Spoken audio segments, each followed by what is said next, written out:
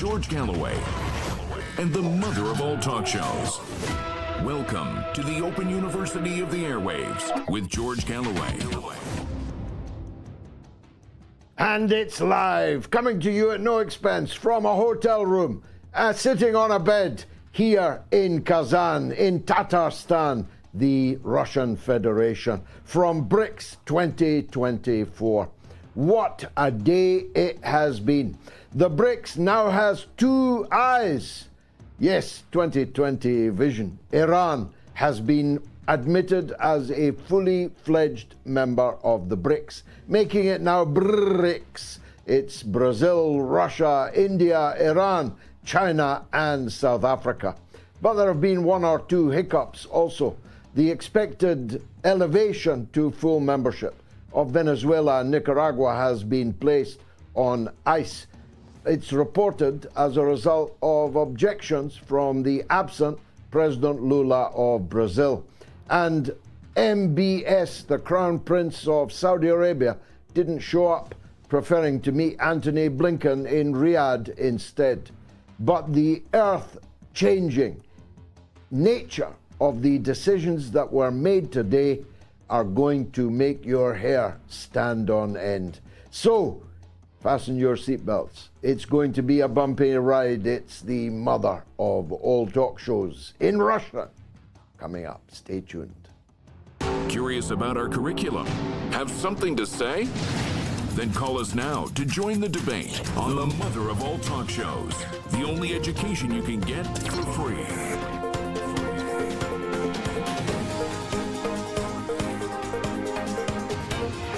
George Galloway, the mother of all talk shows. With George Galloway, the world is our classroom, and you're welcome to sit in and join the seminar.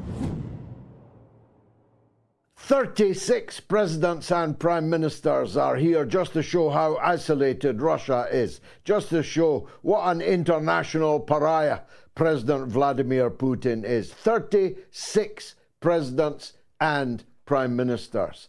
The countries of the global south have coalesced together in Kazan, Tatarstan, a Muslim republic within the Russian Federation. It is a truly momentous sight.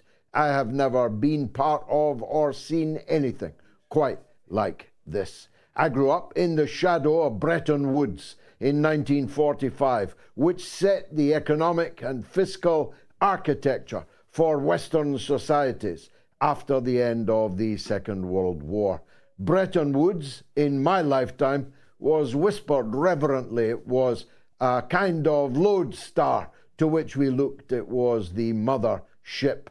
Well, Kazan, BRICS 2024, will shape the lives of my children, your children, and their children yet unborn. The truth is, a new world is being born here. It's not just that half the population of the world was sitting around a single table. It's not just that the economic indicators of BRICS, the GDP of the BRICS countries combined are now greater than the G7, once all-powerful. It's not just that half the world and half the wealth of the world is here under one roof, is here just a block away from me. If you hear the sirens, it's one or other of the 36 presidents and prime ministers speeding by in their high-security cavalcades. The big decisions that were made today are now tumbling out. By Sunday, they'll all be out, so stay tuned for that in the mother of all talk shows. But the ones I can bring you now are this. Iran is now a member of BRICS, a momentous decision taken unanimously by the other members of the alliance, and BRICS will now include a second eye, Iran, after India. Brazil, Russia, India, China, and South Africa were once upon a time the members of BRICS. Now, 36 members and a list as long as your arm of people who are candidate members or who wish to become candidate members of BRICS. not yet announced, but I can tell you exclusively, is a new commodities exchange. For those of you who know nothing about economics, that might not sound like a big deal.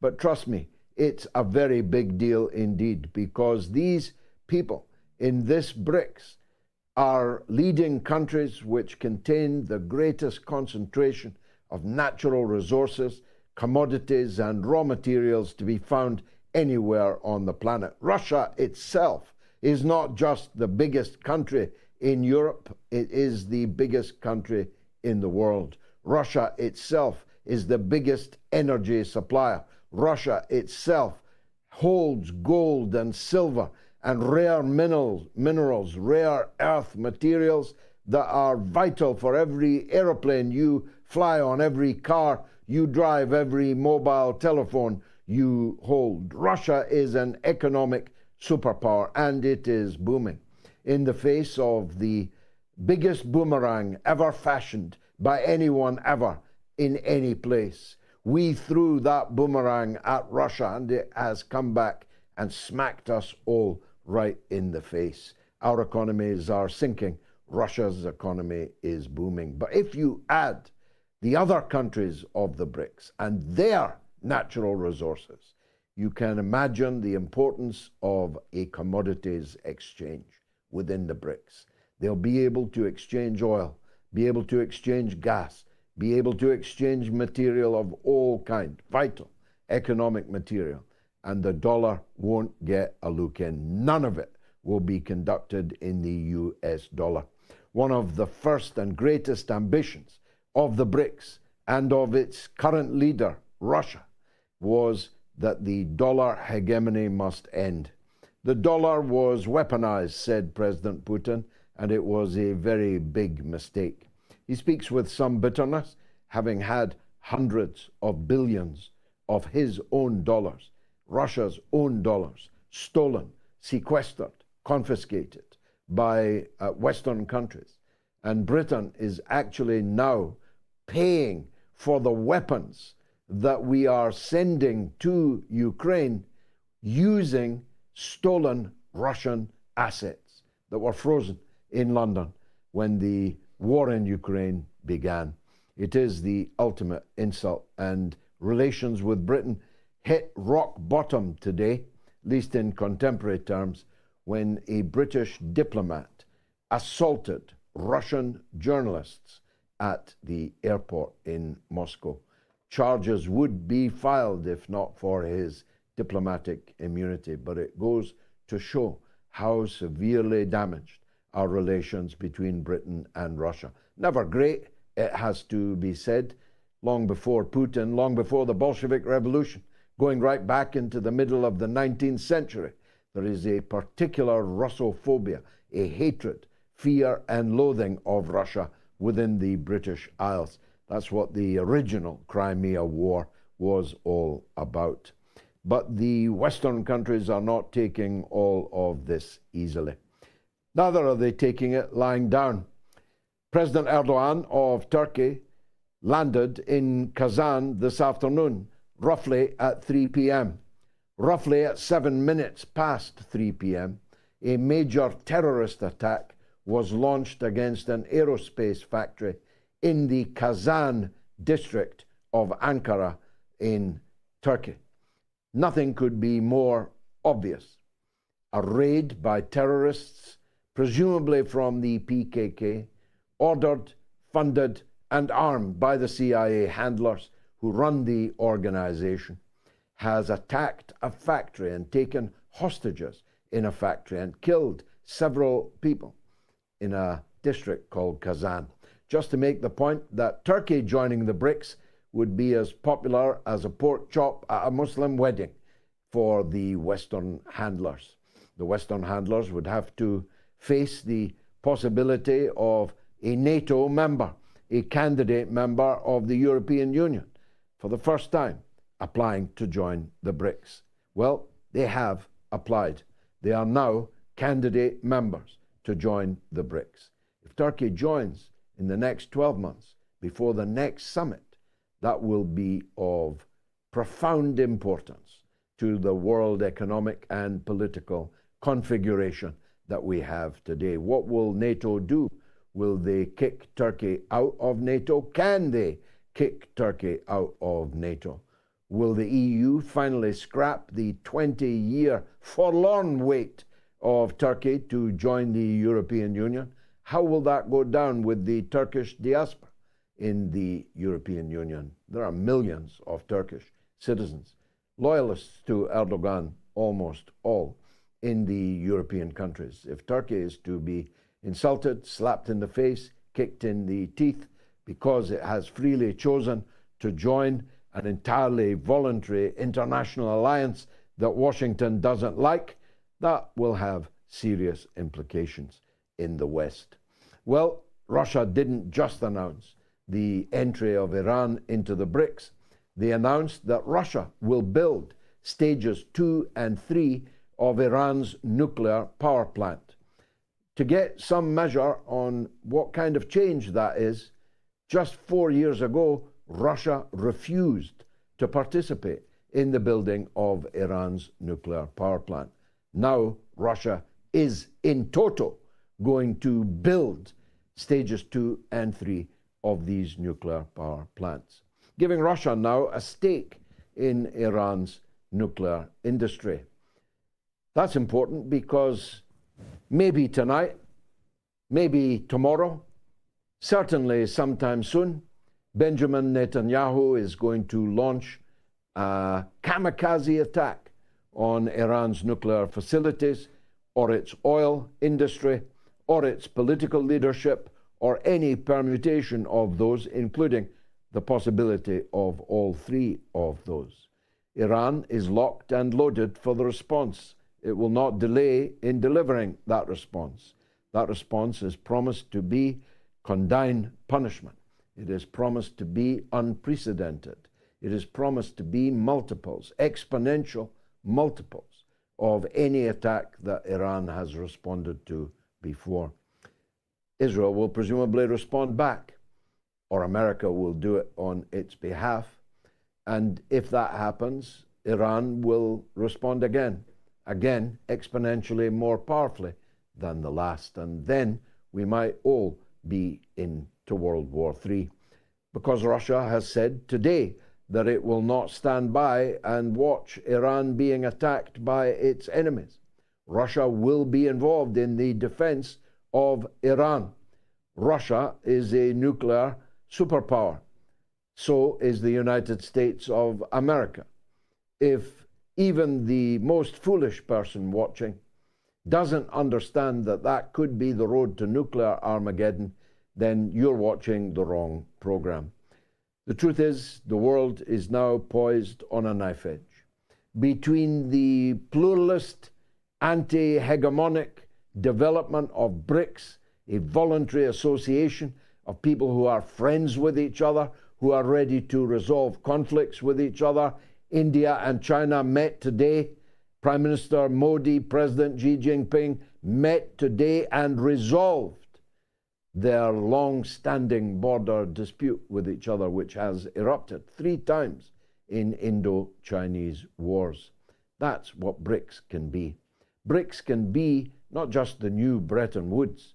BRICS can be the new United Nations. For BRICS is what the United Nations was supposed to have been before it became paralyzed by the veto powers of Britain, the United States, and usually France in ossifying the divisions that exist in the world. BRICS exists to solve those divisions. BRICS exists so that people can mutually benefit, win-win solutions, rather than the zero-sum game, winner takes all, our way or the highway approach of the Western powers led by the United States of America. Let me turn to the United States of America. I have been predicting to you for several weeks now that Donald Trump was not just going to win, but that he was going to win by a landslide, too big to rig.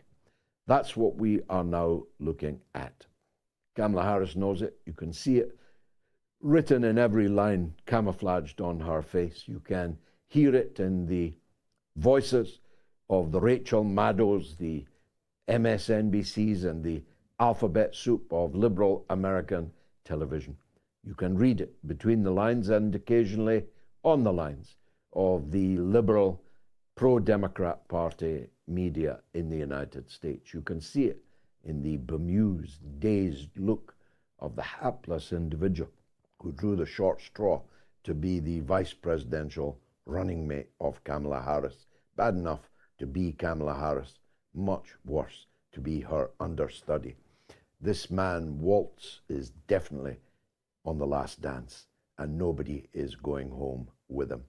The Democrats are facing an historic wipeout, not only losing the White House, but losing the Senate and losing the House of Representatives. Donald Trump will be the king of all that he surveys. I predicted to you long ago that he would win Michigan. There's now no chance in hell that Kamala Harris can win Michigan, and no Democrat, none, has ever won the presidency whilst losing the state of Michigan. A state in which many hundreds of thousands of voters, almost all of whom will actually turn out to vote, are of Arab and other Muslim heritage. And that heritage is, of course, horrified by the continuing slaughter of the innocents in Palestine. Let's talk about Gaza first. We have seen Israel today boast of the biggest act of ethnic cleansing ever seen in the Middle East.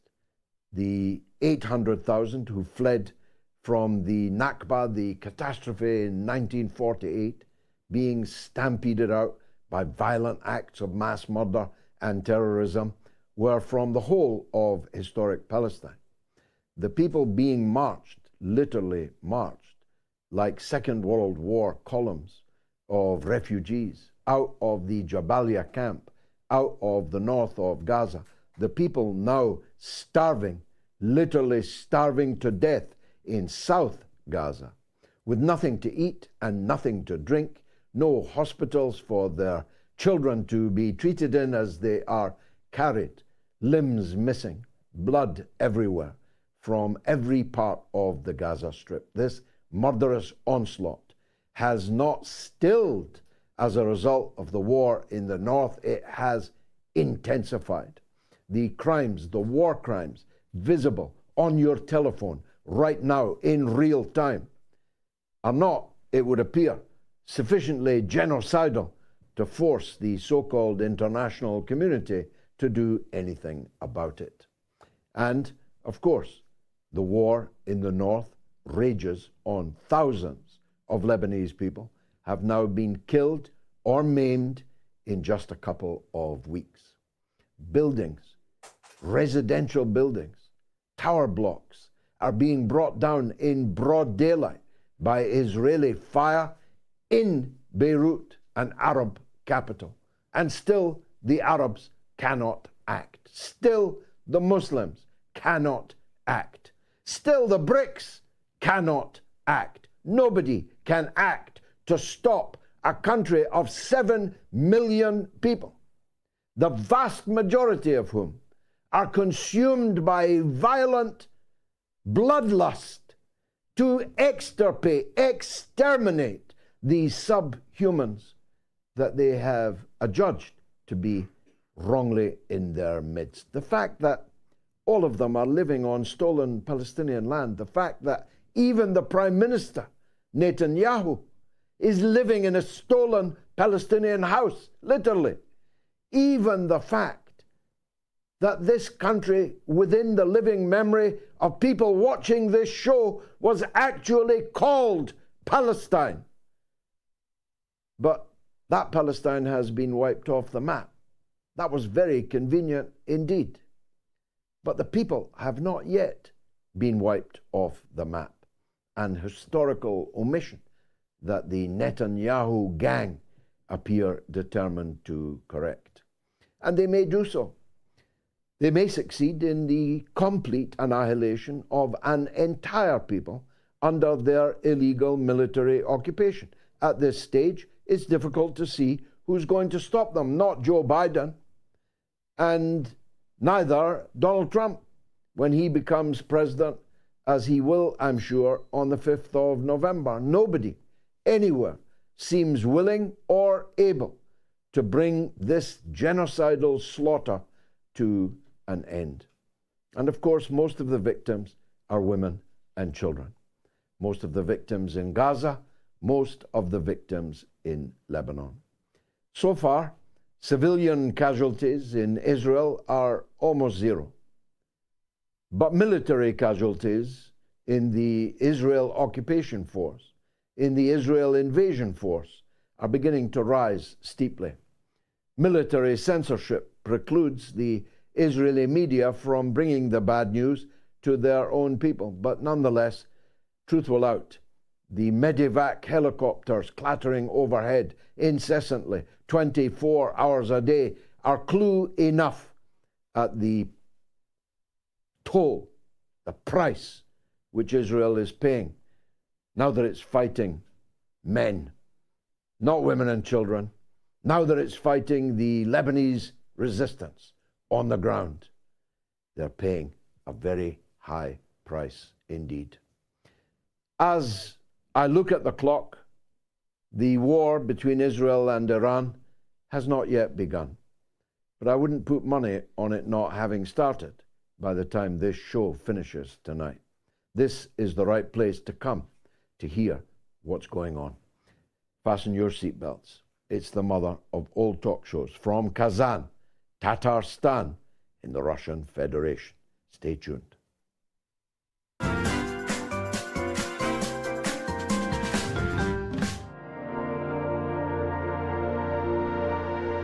As the green smoke rose, their faces flashed out, pallid green, and faded again as it vanished.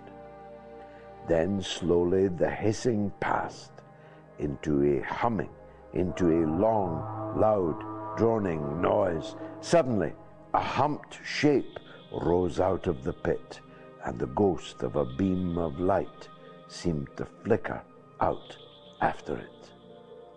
Forthwith, flashes of actual flame, a bright glare leaping from one to another, sprang from the scattered group of men. It was as if some invisible jet impinged upon them and flashed into white flame. It was as if each man were suddenly and momentarily turned to fire.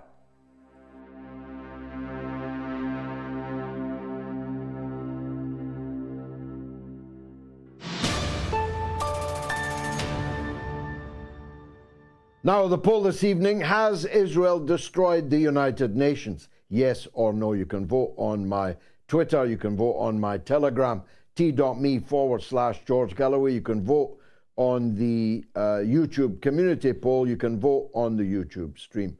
If you're watching on the YouTube stream, please like the show, please subscribe to the channel, and please share with all of your colleagues. Has Israel destroyed the United Nations? For the second poll in a row, the Zionists have sought to hijack the poll, but only on Twitter. They're too stupid to know that you would have to vote on all the platforms in order to materially affect the result. Well, long may they be stupid, and long may they keep voting, because it just puts our numbers up, which algorithmically is quite helpful. It's ironic, though, that they're voting that Israel has not destroyed the United Nations, because Israel wants to destroy the United Nations. The outgoing Israeli ambassador to the UN was captured on video as he drove away from the building, looking forward to the day when the building was razed to the ground, like the buildings in Lebanon, like the buildings in Gaza. Now, you can call the show, of course. The numbers are on the screen. And while you are taking note of them, let me introduce our next guest. Judge Andrew Napolitano is an internet sensation. I have followed him now for years. I've wanted to interview him for years. He also wants to interview me. The judge and I are about to get proper acquainted. He is the host of Judging Freedom. He is really a judge, and he's the wisest man on the bench in America today. Judge Napolitano, welcome to the mother of all talk shows. We have a lot of mutual friends and we meet at last. Can I start in your country? But I do want your views on the international situation too, which are inextricably linked, of course. I mean, if Kamala Harris loses Michigan, she lost it because of the slaughter in Gaza and now in Lebanon. So these two things can't entirely be separated. But I'm of the firm view now that the big Mo is with Donald Trump. Do you share that view? But first of all, George, thank you very much for having me on your show. I have longed to interact with you, not only because we have so many mutual friends, but so many common ideas, and you articulate them so beautifully. Some of the highest viewerships I received was when I ran clips of you on the floor of the House of Commons tormenting Prime Minister Rishi Sunak, and he couldn't wait until you stopped. Where is he now? Ran it over and over again. Where is he now? Who the hell knows where he is now? He's probably here in the U.S. Let me also thank you for the statement you just delivered, which was truly a brilliant survey of what's going on around the world through the eyes of the BRICS folks in Kazan, Russia. I commend your analysis. I commend what BRICS is doing, and I rejoice in it. I agree with you on Michigan. Joe Biden has single-handedly caused his chosen successor to lose Michigan. I'm not so sure she will lose the race because the polls are all over the place, but it's almost inconceivable that the state of Michigan, which has the largest population of Palestinian Americans, two of whom are in the House of Representatives, could possibly vote for her. Trump has a lot of assets and a lot of deficits, as you know. I've been a friend of his for 40 years. As you know, he interviewed me twice for the Supreme Court of the United States, which is our highest court. He began the first interview by saying, "Okay, Judge, I know you didn't vote for me." and it proceeded. It proceeded from there. I don't know what the outcome is going to be. I'm not as sanguine about Trump winning as you are. However, I do agree with you. I do agree with you on Michigan. The genocide in Gaza, the genocide in Lebanon, the theft of real estate going back to 1948, the apartheid going back to 1948, has been felt most acutely and bitterly in the United States, in Michigan. And that's with the opposition of all the mainstream press that does not want to talk about this. Even my former employer of 24 years, Fox News, does not want to talk about the Zionist horrors. It is only independent venues like yours and mine and maybe a dozen or so others that are able to get through to the American public what the mainstream legacy media is keeping from them. So that's my feeling at the moment. Maybe we'll chat again 2 weeks from today and we'll know who won Michigan and we'll know who won the presidency. Yeah, it is a peculiar blind spot that you identify. You've got all these people who said they wanted to make America great again. They wanted to put America first, but they are first in the queue to give away America's money to two countries, Ukraine and Israel, neither of whom have ever contributed anything to America of any good. But the blind spot would appear to bizarrely be a religiously motivated one. The fact that a soldier in the Israeli army, peculiarly a Christian soldier, who has been killed and is now buried, has had his headstone covered by a cloth by order of the Israeli state because it had a cross on it. That's what they think of Christians in Israel. They have an ancient tradition, they call it, of spitting on Christians. I've seen them do it in the holy city of Jerusalem, outside the Church of the Holy Sepulchre, where Jesus lay and where his blood spread over the stone. I've seen them spitting on Christian pilgrims and nuns and monks. They hate Christianity in Israel, but American Christians sure love them for it.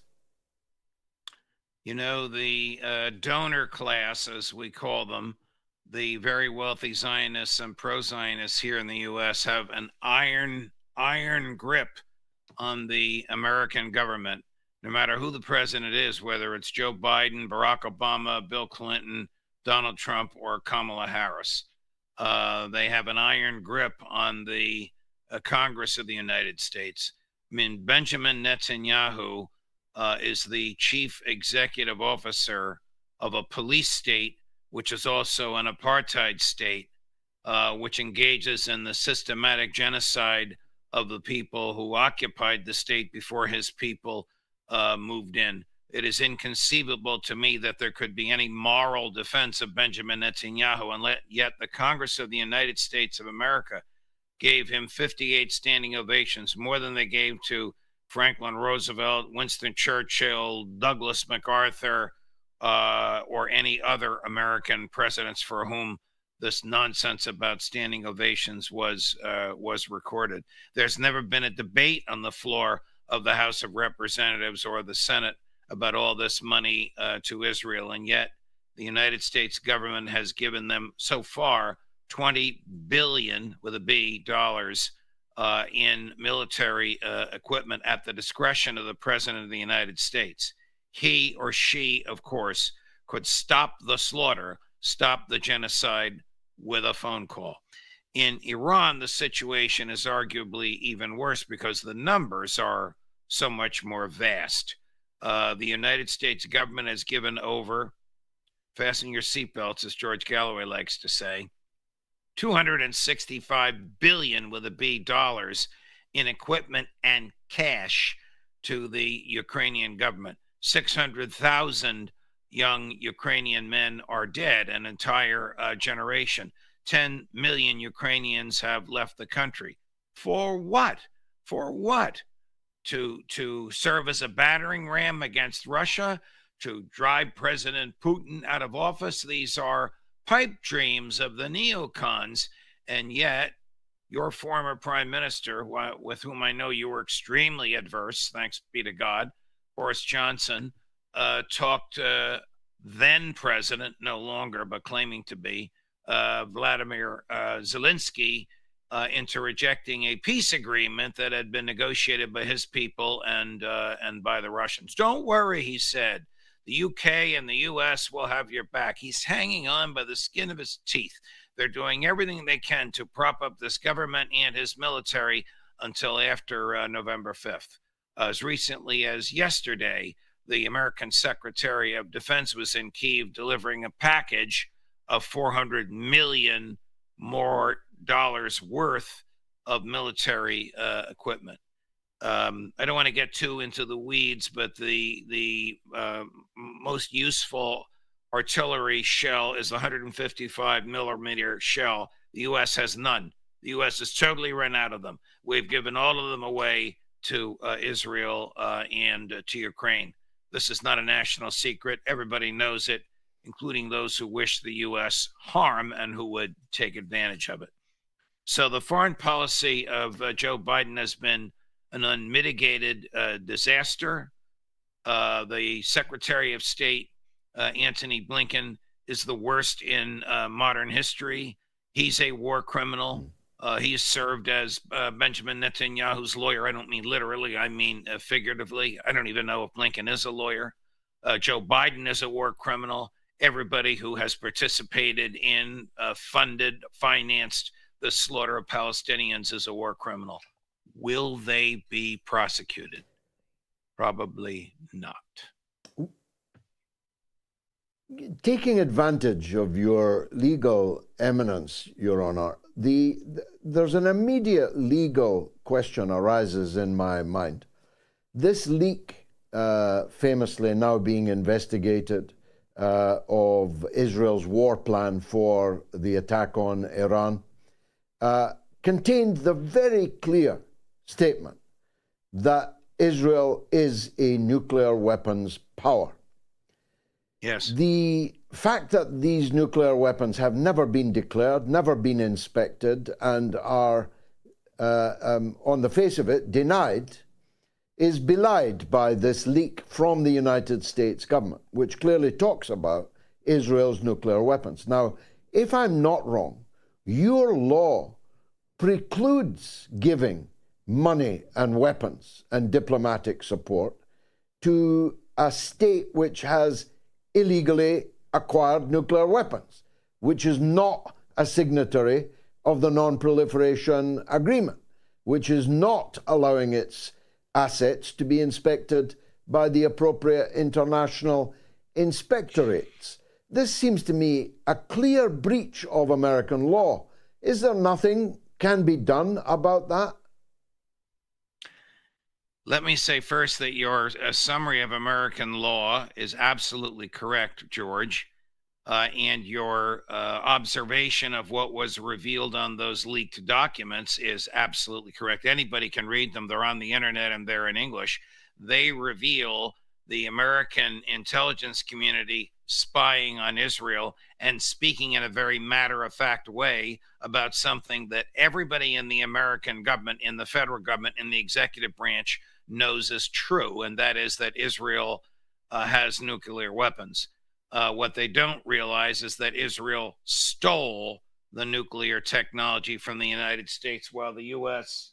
was looking the other way. In other words, we allowed them to steal it because of this peculiar relationship between Israel and the U.S. I say peculiar. They're not an ally. We have no treaty. They're not a friend. They attacked one of our warships in 1967, and they bleed us dry of the aid that we give them. They give us nothing in return but heartache and violation of international law. There is a unique feature in the American Constitution called standing, which basically prohibits individuals from suing the federal government for violating federal law unless those individuals have uniquely been harmed. The courts would basically say, if you don't like what Joe Biden is doing, impeach him or vote him out of office. Don't expect us to restrain him. It shows you that many American laws that would, if enforced, be adverse to Israel are toothless, were enacted at a time when they were known to have been toothless, are just a charade and would only be enforced against other countries like Iran, the great Satan, according to Prime Minister Netanyahu. So I'm sorry for the long answer, but the short answer is nothing can be done in the courts. It can only be done at the ballot box. Well, sticking with legal matters, again, taking advantage of your expertise, you've got a constitution. I commend you for it. We have no constitution ourselves, and therefore no amendments to it. But the very first amendment, and I presume it's called the First Amendment for a reason, because of its preeminence, because without it, none of the other parts of the Constitution are of very much use. But your First Amendment would now appear to be being observed more in the breach than anything else. You now have a situation where not only did you move mountains to try and get Julian Assange into the hands of the U.S. justice system on extremely dubious legal grounds, and a very bad look when he was one of the world's most eminent journalists. I've just left Julian's father half an hour ago. He's here in Kazan. But your authorities seem to be swooping on friends of mine almost on a weekly basis. They are taken off airplanes, their passports are sequestered, their outfits are closed down, they are rendered in the same way that in this country, when it was the USSR, dissidents would publish their samizdat pamphlets out in the woods somewhere because the state would not allow them freely to speak. It's like the tables have turned, Judge, that we who used to call ourselves the land of the free are now shredding every freedom for which our fathers fought. I'm sorry to say that again. I agree with you, George. It's a terrible state of affairs. The United States has become what it once condemned. The United States once condemned in the 50s, 60s, 70s, and even into the Reagan years in the 80s, the punishment of speech and the suppression of speech in the old Soviet Union. It has now perpetrated that here in the United States. I think your references to taking off planes and passports seized might be to our dear great mutual friend Scott Ritter, whose home was invaded by 40 FBI agents, including a SWAT team in full military gear and a bomb squad in full bomb gear looking for an iPhone. 40 FBI agents and a bomb squad and a SWAT team looking for an iPhone and two desktops. So the American government, every one of whose employees, from the president down to a janitor in a federal building, have taken the same oath I did when I became a judge, which is to preserve, protect, and defend the Constitution. But unfortunately, those in whose hands we repose the Constitution for safekeeping have not been faithful to it. American presidents start their own wars, like Joe Biden in Ukraine and Joe Biden in Gaza, without a declaration of war by the Congress. The Congress can't declare war on Russia. Russia poses no threat to the United States. It can't declare war on Ukraine, on Iran. Iran poses no threat to the United States. So rather than following the Constitution, they just give the president all the money he wants to spend and let him spend it however he chooses. This is profoundly violative of the Constitution, and has led to the commission of these war crimes. Is there a legal remedy? If you don't mind me asking myself a rhetorical question, the short answer is probably not, for the reason that I articulated to you. This clause of the Constitution, which divests federal courts of jurisdiction unless the plaintiff has been harmed uniquely, not in common with everybody else, but uniquely, will keep these issues from being aired in a federal court. They can only be aired in the ballot box. And what good is the ballot box? In America, it almost doesn't matter who's the president or which party controls Congress. It's a pro-war party. It's a pro-surveillance on everyone party. It's a pro-debt party. On those three issues, war, debt, warrantless surveillance, 95% of the members of Congress agree from both parties. There are some wonderful progressives on the left and some wonderful libertarians on the right who disagree, but it's 95-5. It's like you in the House of Commons, vastly numerically outnumbered, not morally outnumbered, numerically outnumbered. Some have begun to theorize on this question, calling for a rewriting of the Constitution, which most people abroad imagine that you worship your Constitution almost like tablets of stone. And yet I've heard John Kerry and Hillary Clinton theorizing recently in the last few weeks that actually this First Amendment is now harmful to the United States and should be dispensed with, or at least severely amended. Does that have any legs? Would someone get away with that kind of rewriting of the Constitution? Well, the short answer is I don't think so. It's an awfully cumbersome task.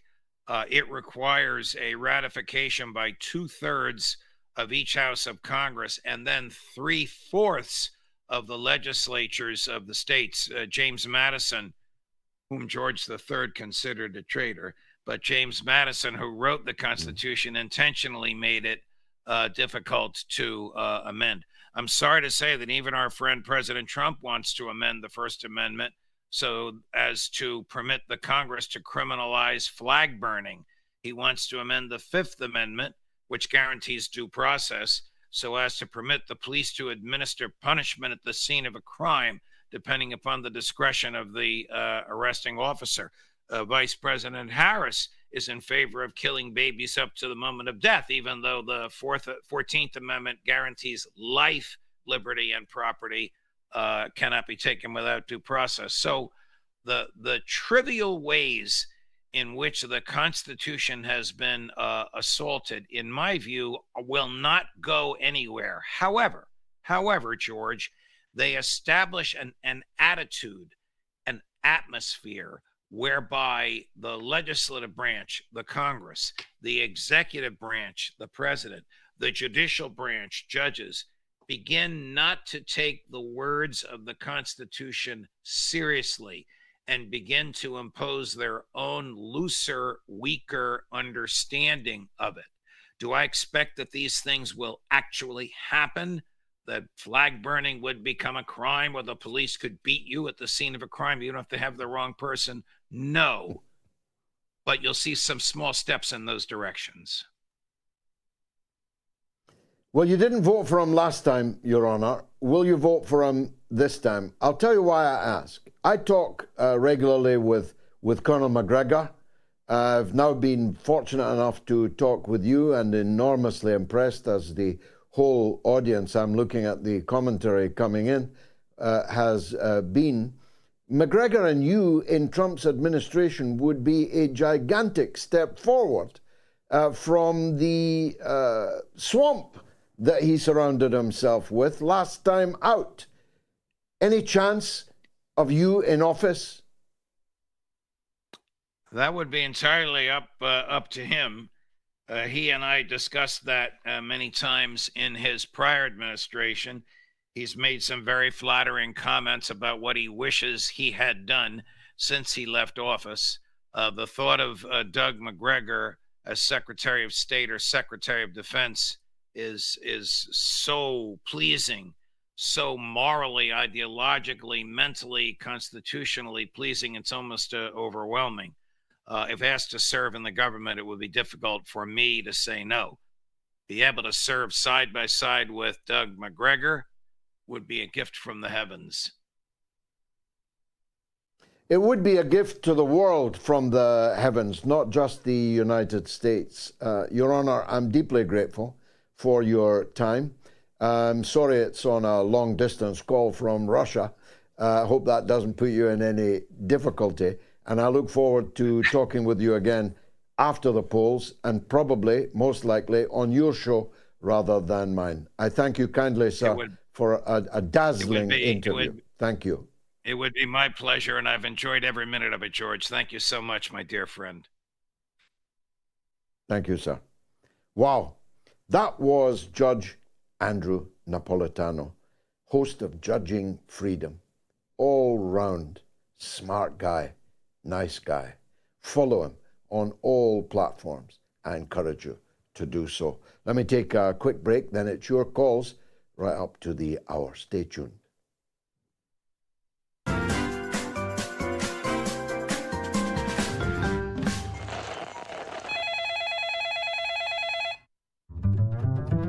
There's a group of people in Twitter who are daily posting discussions about Gaza, Lebanon, what's happening, news updates, aid for Gaza, and trying to enlist the help of Jordan and France and any other regional entity that will help get more aid into Gaza and all of Gaza, all of Palestine, for everyone who suffers.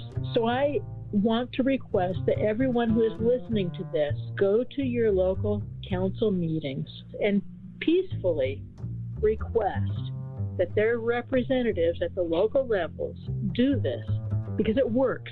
Thanks for the call, Pia, in Uruguay. I'm a free man of the city of San Francisco, awarded to me for my work on Palestine, on the steps of City Hall itself. So it was a particular delight for me that the San Francisco Council voted by 8 votes to 3 to demand a ceasefire.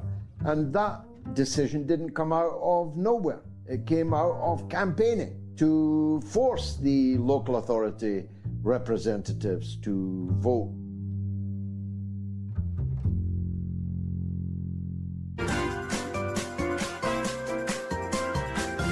You are listening to the mother of all talk shows with George Galloway.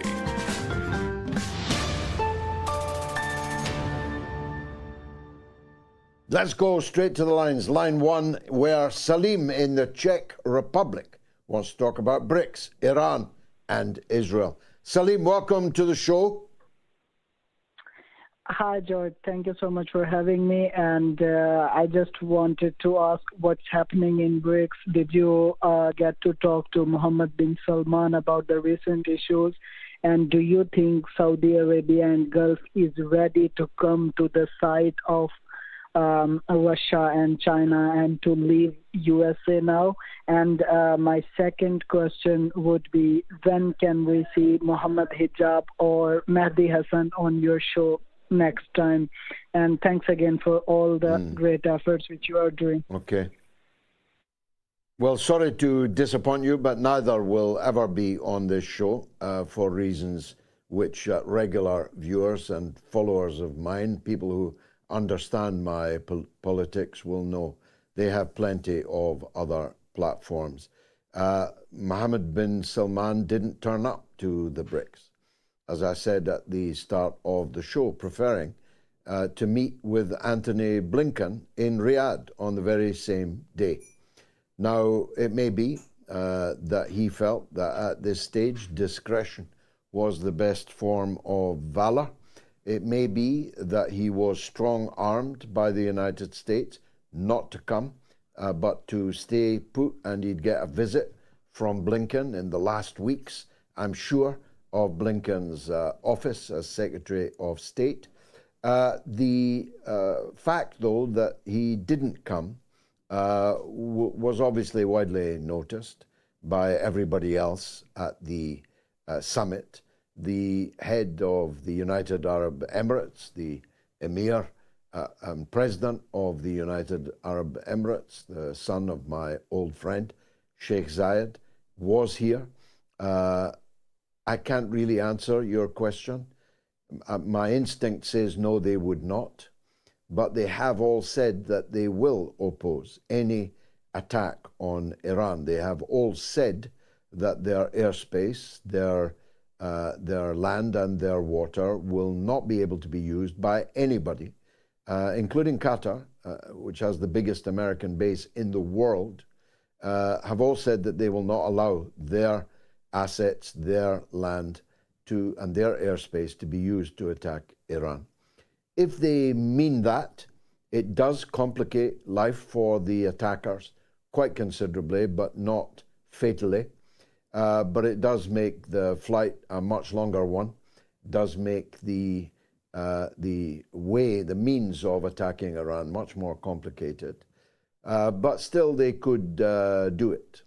If they don't mean it, then Iran will take fearsome toll against them, including the United Arab Emirates, including Qatar, including Saudi Arabia. So if any of those three countries were to allow their assets to be used for an attack on Iran, those countries would themselves become a target, and their oil and gas facilities would be wiped out overnight. You can be absolutely sure about that. Comments. Lawrence 0811 says, stop selling the nuclear bridge, Gigi. No one is buying it. I don't even know what that means, Lawrence. The Zios ruling the West will do what they do, terrorize as they have just done in Turkey. However, they will, just like their Ukraine war, run. Safir Ahmed says BRICS member countries cannot sanction other BRICS member countries. It's the end of Western currencies being used to sanction countries. Amen. And a non-believer says the U.S. cannot stop Israel. Bibi is the real U.S. president, and the U.K. Prime Minister, Epstein's Island, caught them all. Well, David is on the line in Swindon. on BRICS membership for Cuba. Let me hear from him. David, welcome. Yeah, welcome. Thanks. Yeah, talk again. Yeah, the Cuba's been in the news at quite a low level this week because they've been having massive power cuts. They've got no oil. They can't fire up any of their power stations, and I believe 1.5 million people have left there in the last couple of years. Incidentally, I didn't know this. It's actually got a population now very similar to that of Israel. It's about 8 million. So, and Cuba, as you know, and I know when I was a lad, has been under sanctions now for 60 years. And wouldn't it be not great, but if the BRICS people could put sanctions on Israel similarly to what's been put on to Cuba? Comments? Well, there's a tension, obviously, between enlargement and agreement on action going forward. If there was only Russia and China in the BRICS, then such decisions would no doubt be forthcoming. But when you've got to convince Brazil, which opposed the ascension to membership of both Nicaragua and Venezuela, believe it or not, and didn't come because President Lula had an accident in his bathroom. I mean, a real accident, not a Joe Biden kind of bathroom accident. He fell on his head and was wounded, so it didn't come. But Brazil reportedly blocked Nicaragua and Venezuela from membership. Whether they would have blocked Cuba or whether someone else would have blocked Cuba is another matter. Cuba has not yet been announced as a new fully fledged member of BRICS, though it may happen. Still, President Putin is giving a press conference tomorrow in which he'll lay out all of the significant decisions of the Congress. It's still going on, by the way, so there's no inordinate delay involved, but it's quite likely, in my view, that Cuba will be kept for the time being, along with Nicaragua and Venezuela, on the waiting list. They will be partners of BRICS, and they are already receiving tremendous economic and political backing from many, but not all, of the BRICS members. I don't know Prime Minister Modi's attitude to Cuba. I'd be surprised if it was a positive one, but maybe I'm wrong about that. But you see my point. The bigger BRICS gets, the wider it gets, the more difficult it is to find unanimity on some key international questions that don't directly affect the BRICS themselves. But as someone just said in a comment, BRICS members may not sanction each other. And therefore, the more countries that are in the BRICS, the less sanctions there will be to go around. Look, nobody's in second place to me as a biographer and comrade of Fidel Castro himself in love of Cuba. But Cuba did not run out of oil. Oil is easily supplied. Venezuela supplies oil. China would easily part with some of its oil that it has bought elsewhere, and Russia would undoubtedly give all the oil that Cuba needs. The problem for the power cuts was not a shortage of oil. It was the burnout of the conducting machinery that sends the electricity around the island. Because of sanctions, that has not been able to be repaired. And it's now half a century out of date. And it will require urgent and remedial, but urgent replacement action by the government of Cuba. And I'm sure that some of the BRICS members are already on to that. But the overarching point that you make is a correct one, that Cuba has been placed on sanctions by the United States, nobody else. When there's a vote in the United Nations on lifting sanctions on Cuba, only America, Israel, and the Marshall Islands, the Marshall Islands, that mighty force, are the only three votes to continue with the blockade, and yet the blockade remains. because the United States takes extraterritorial action against any company in any country that does business with Cuba. Imagine. So you're here in England, in Swindon. If you set up a company and you traded with Cuba, the United States asserts the right to go to the courts and punish you for breaking their law over which you had no say. No taxation without representation, I seem to recall, was the American byword once upon a time. Thanks, David. Now, look, some big news on the podcast. We are number 11, just outside the top 10 in Russia in the past few days.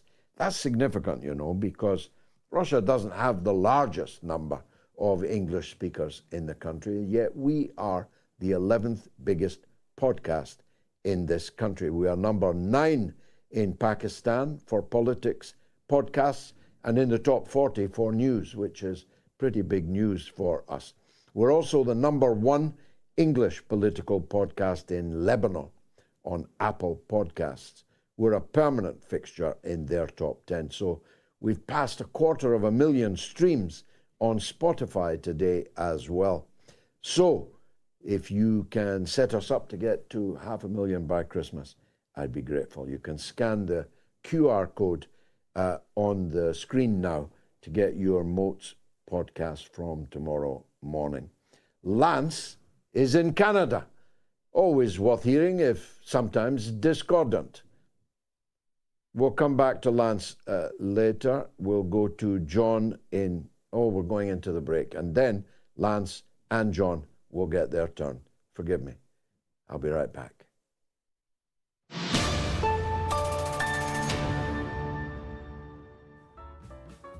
A big thanks to the people who support me on the Patreon page. I really have come to depend on the income from that. It costs £1 a week, not even the price of a cup of coffee in an insalubrious cafe. If you think you could stretch to that, please support me on Patreon, patreon.com/George Galloway. Now, the MOATS team have added a tiered system on my Patreon page where you can become an official MOATS graduate. How about that? I speak as someone who graduated from nowhere, from the factory floor in Michelin. But you can become a MOATS graduate and legend. You can give a regular donation to support the show and my work. You can now upgrade from a mere Patreon to a MOATS graduate at £10 a month, as opposed to £5 a month, I think it is. And you can receive official MOATS legend status for £20.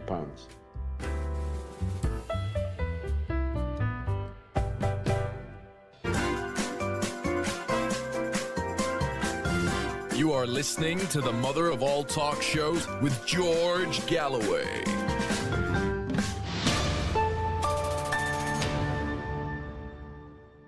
And it's live from Kazan, Tatarstan in the Russian Federation, here at the BRICS 2024 summit, which has just in the last few minutes concluded its efforts for the day. And with a bit of luck, I'll be attending the press conference given by President Putin tomorrow, and I'll be seeking to ask him a question on behalf of the mother of all talk shows. Feel free to suggest what that question should be. But first, it is Greg J. Stoker, a man of parts, a man with a considerable following and growing by the day. He's an activist, a veteran, and he's the host of Colonial Outcast podcast, which is definitely a wonderful name, and also State of Play on Mint Press News. Anyone associated with Mint Press is always welcome here on the mother of all talk shows, but Greg Stoker is particularly so. Greg, thanks for joining us. Your observations, firstly, on how the BRICS summit has played out. You happy, disappointed, somewhere in between? Oh, first of all, I've mostly been spending the bulk of my bandwidth tracking the ongoing offensive in southern Lebanon and northern Gaza, but it's nothing we didn't expect. And I think, an alternative to the SWIFT banking system and the IMF and some of these institutions that are implements of the West to subjugate, the global South, and, kind of the rest of us through imperial feedback and the imperial boomerang could use a bit of a challenge. Yes, well, it got quite a stiff challenge today, and I think tomorrow you'll be pleased. You should use some bandwidth on tomorrow's press conference, because there are going to be some zingers delivered there by Putin. Let's turn then to the thing that is preoccupying you and millions of us around the globe. And if I am called to ask a question tomorrow, it will almost certainly be about that. The murderous onslaught on Gaza, which has turned into an almost biblical scenes of people flooding at the point of guns and with the danger of bombardment at any second out of their own land, in complete defiance of international law, which precludes the forced movement of people in occupied territory.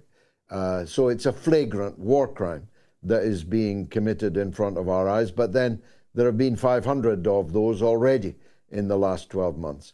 And then the entirely illegal attack on Lebanon.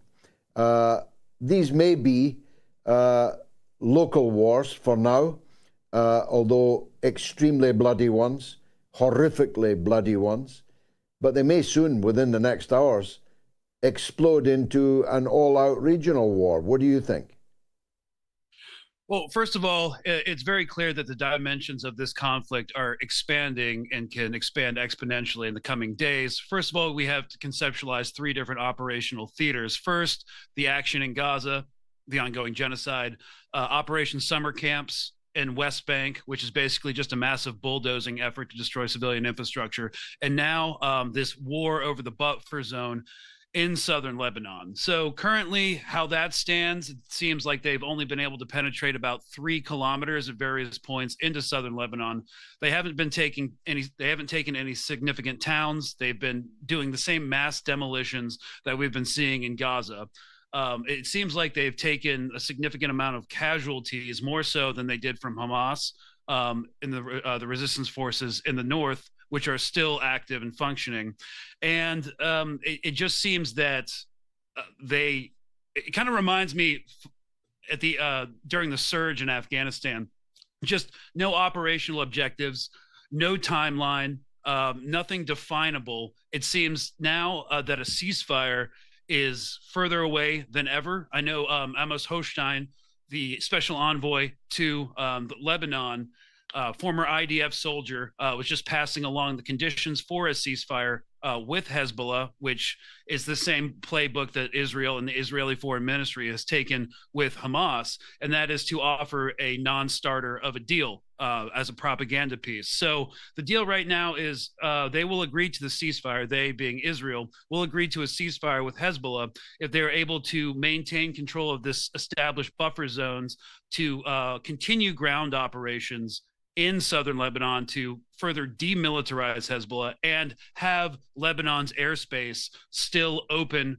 for jets and drone and ISR assets. So it's not a ceasefire that is acceptable, that any reasonable person would accept. It's not in good faith, and this will continue without any definable objectives or timeline.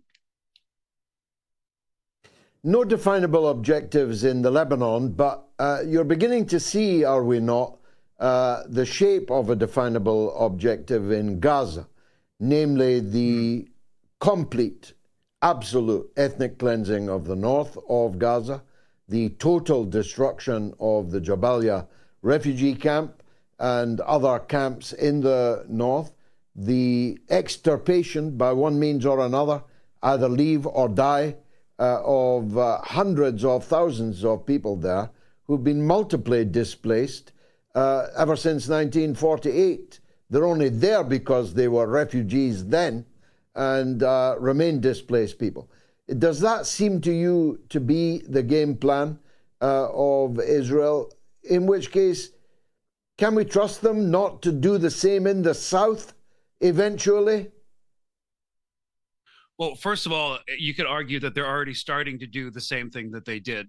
When I first started talking about this mid-October, about what their actual plan was with Gaza, I saw all these pundits on CNN, these former paid for regular military contributors in mainstream media absolutely lying, comparing what their action was to the conduct of NATO forces or coalition forces during the unfortunately named global war on terror. So they're supposed to be fighting a counterinsurgency, right? I mean, they're not. They're actually effectuating ethnic cleansing and genocide. But there was this acronym that we used in American counterinsurgency operations. It was SWEAT MSO, which was sewage, water, electricity, academics, trash, medical, safety, and other. And if you basically, the premise was, if you're an occupying force and you are trying to secure a population and root out an insurgency, you would need to protect all of these sectors, because if you're in occupation and you don't have an education system, you don't have sewage, electricity, plumbing, all the amenities of modern life, turns out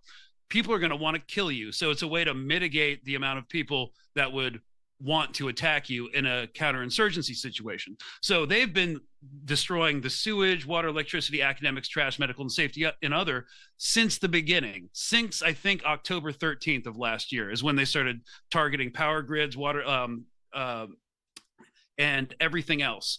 And so what they did, if you look at the timeline of their actions, it wasn't until November that they started, after they got away with targeting less controversial strikes, they started with Al-Shifa Hospital.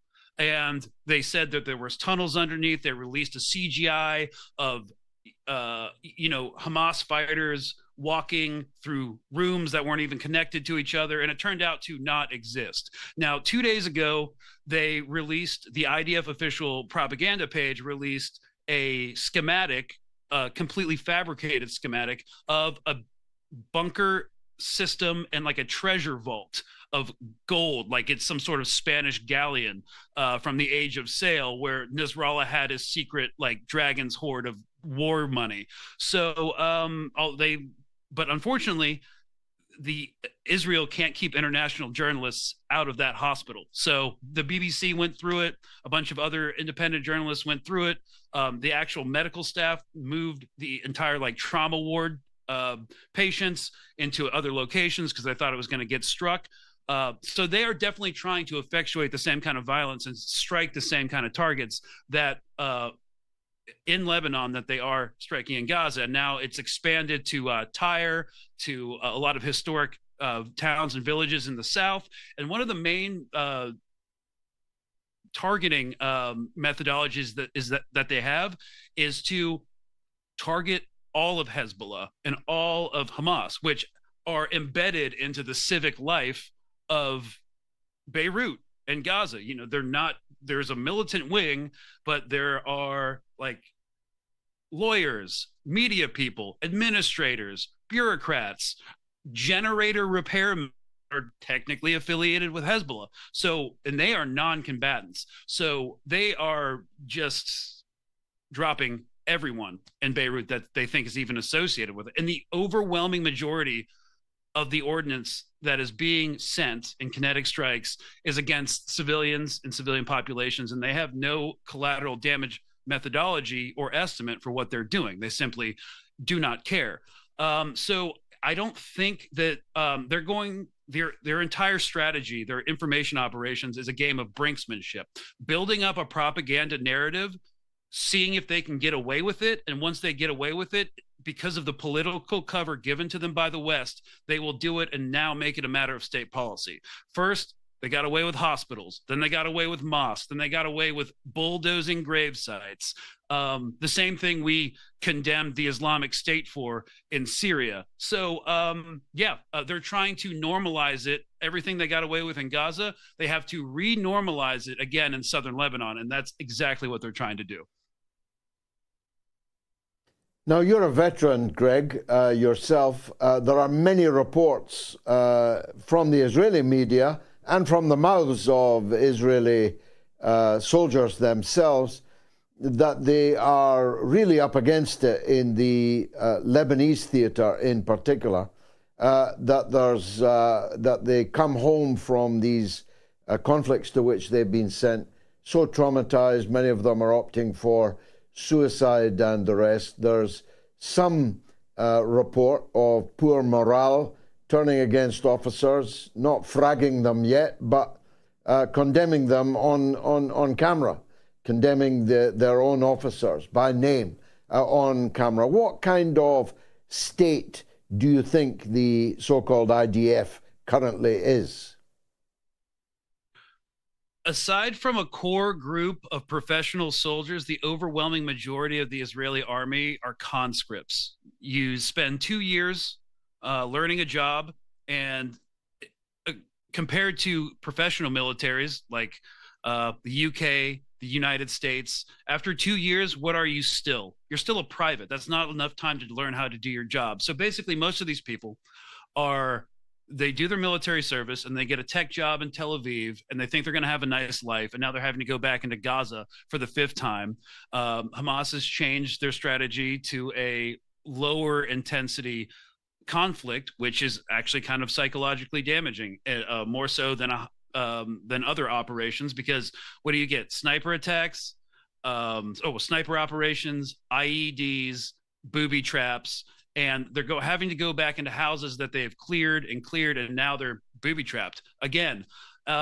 They weren't expecting this. I think they went in having it being told that this was going to last 9 to 12 months. That was what the Hebrew media was saying, because they compared it to the coalition forces and the Iraqi army clearing Mosul of the Islamic State. And that's how long it took. So that's what everybody was expecting. And now it's not ending. They know it's not ending.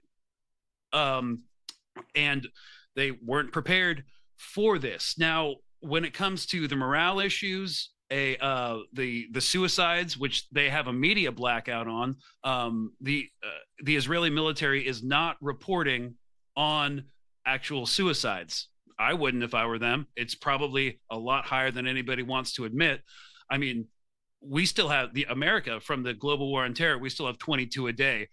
I would expect those figures to be a little bit higher, because despite things like the Haditha massacre and Abu Ghraib, it wasn't as institutionalized, these atrocities, as it was with the IDF. So yesterday, or was it about 48 hours ago, CNN came out with this sympathy piece. It was like, he escaped from Gaza, but Gaza didn't leave him. The suicide and mental health issues. And it was this puff piece describing how, these soldiers who were driving these bulldozers and literally squashing hundreds of Palestinians, both dead and alive, were killing themselves. And it just kind of reminds me of stories from World War II, why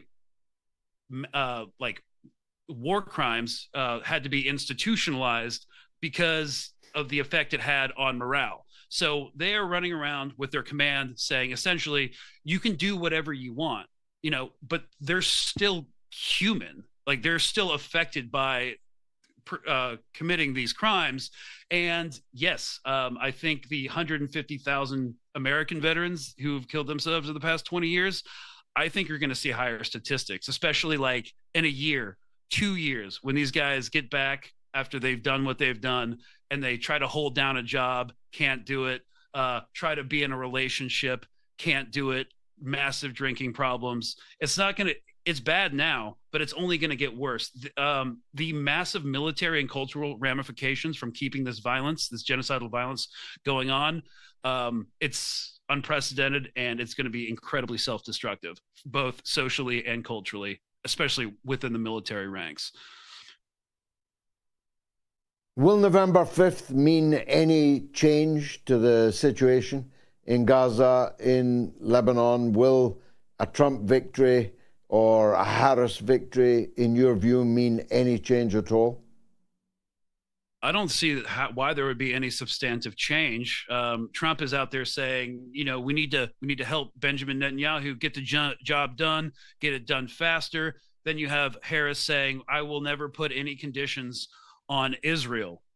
So even though Trump says we're going to help them do it faster, it's like there's not really a mechanism. We're already giving them the weapons. Like, what's the next step? Putting boots on the ground? That would have massive political domestic blowback if because the American people have really, in general, no taste to get stuck in another West Asian forever war. But no, there's going to be no policy shift towards Israel. If Trump's elected, there will be a policy shift towards the war in Ukraine, most likely. But that's beyond the scope of this. When it comes to Israel, absolutely not. I think Harris is really jeopardizing her election chances by not paying attention to Muslim American voters and voters on the left who have a very base demand to just not do genocide. And there are detractors amongst the Democratic Party. There are Democratic operatives on social media saying genocide, like, look at all these single issue voters, like, look at Trump. But people are done after a year of watching this.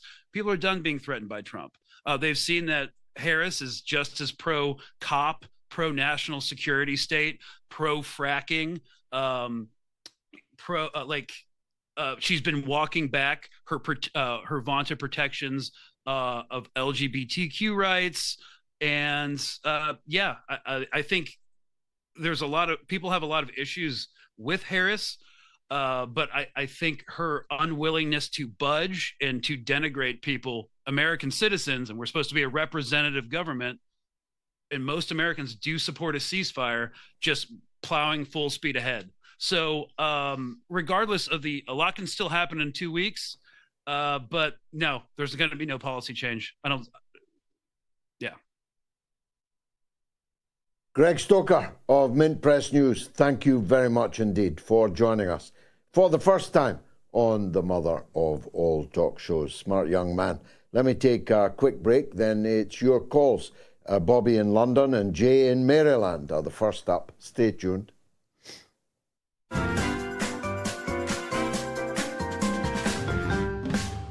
You have to remember back in 2002, 2003, there was a wish by George Bush for regime change. That's what was driving him. Nothing to do with weapons of mass destruction, which of course didn't exist in Iraq. So they had to construct some sort of formula, some sort of cover story in order to persuade the British public that intervention in Iraq was right. Now, David Kelly, as an expert in weapons of mass destruction, knew that this was untrue. He knew that there were probably no weapons of mass destruction in Iraq.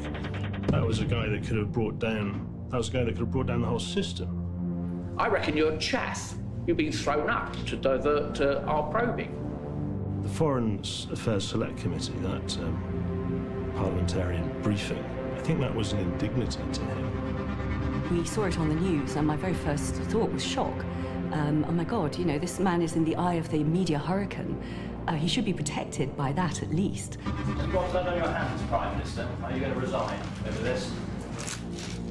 I don't know the details of how Lord Hutton happened to be selected, but what was certainly the case is that he was the right kind of judge to use from the point of view of Downing Street and the intelligence services as well. Of the 21 days of hearing, only one half of one day was spent on discussing the forensic aspects. That is disgusting. We were given the Hutton report the day before. It was published. But actually what happened was he went too far. The events of 2003 were disgraceful ones in this country's history, and it's unfinished business. Those responsible for an illegal war, those responsible for the death of David Kelly, have not been brought to justice. There's been no inquest into David Kelly's death. There needs to be one. We need to make sure that those who behaved in a reprehensible way in 2003 are finally brought to book.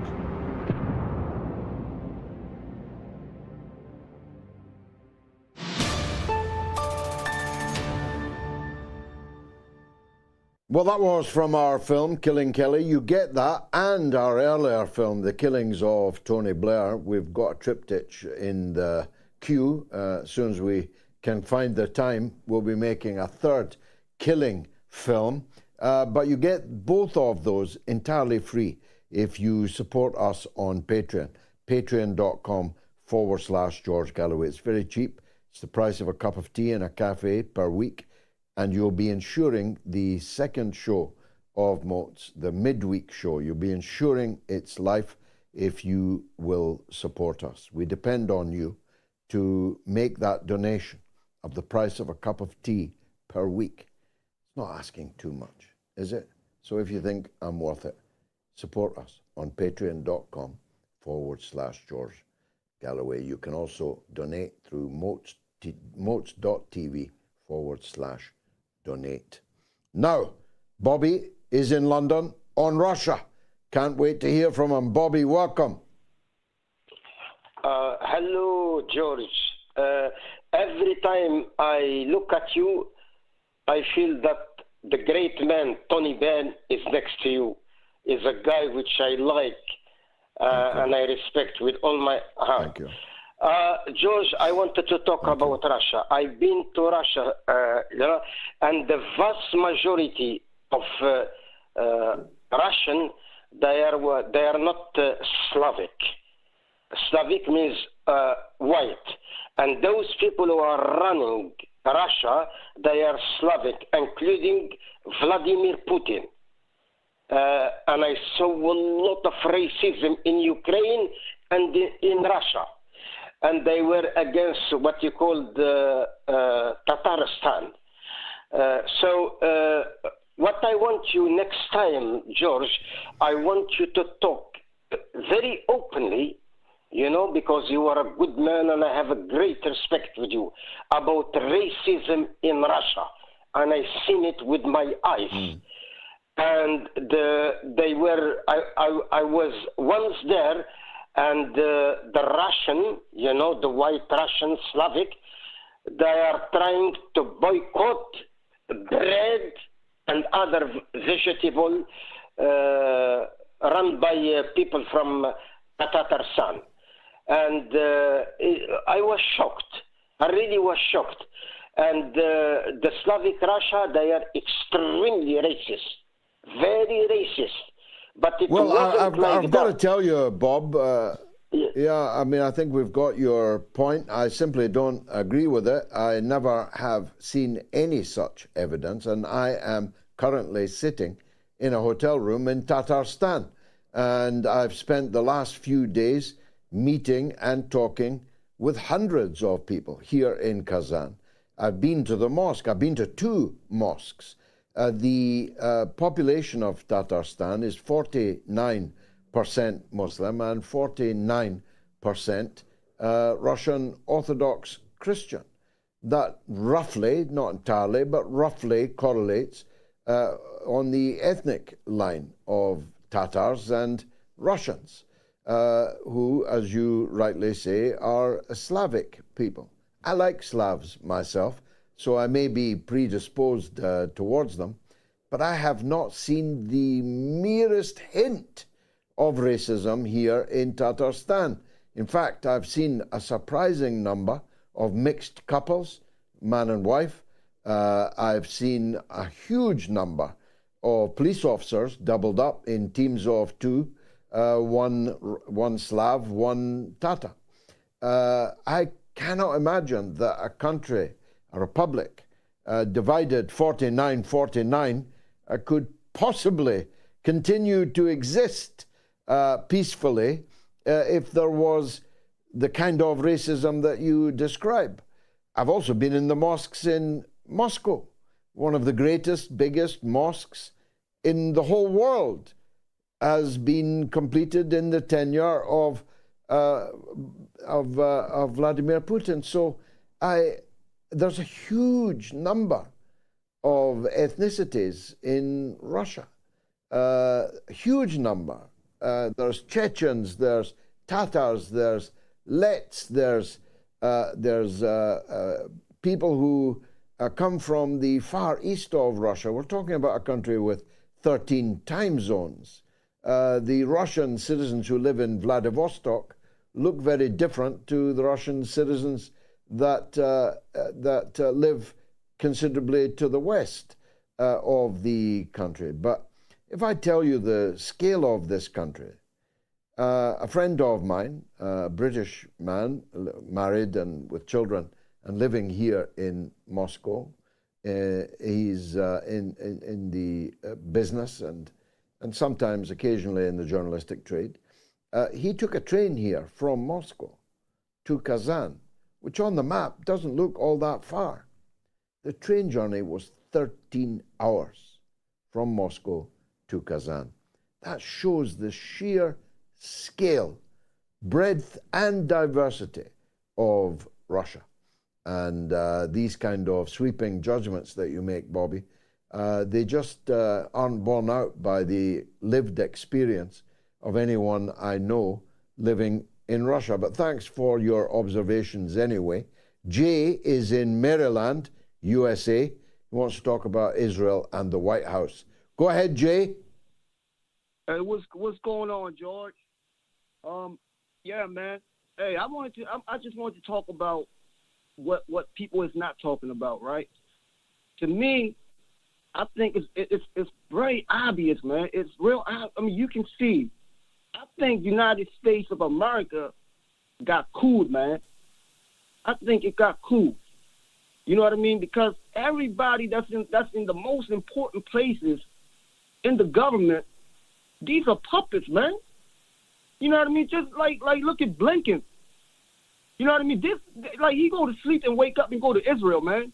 That's all he do. You know what I mean? That's all he do. And then look, check this out, right? And then you remember when the hurricane happened, right? Through Florida, through North Carolina, and like hundreds of people died.